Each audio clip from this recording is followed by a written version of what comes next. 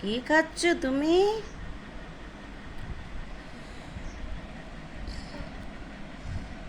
ও ঝুমি, কি খাচ্ছ তুমি বলো? বিস্কুট খাচ্ছ? বিস্কুট খাচ্ছ? হাতে ওটা কি থালা? থালায় বিস্কুট খাচ্ছ?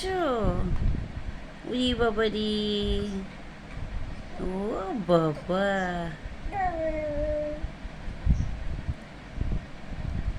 যা, মাটি থেকে কুড়িয়ে খায় না মা। থালা থেকে ফেলতে নেই। বাচ্চাদের এটা স্বভাব, মাটিতে না ফেললে ওদের খাবার নাকি হজম হয় না। মাটি থেকে ওরা লাগিয়ে খাবে, মাটিতে ঠুকে ভেঙে নষ্ট করে জিনিসটা খাবে। এটা সব বাচ্চাদের দিয়েছে, এর ব্যতিক্রম কিচ্ছু হয় না।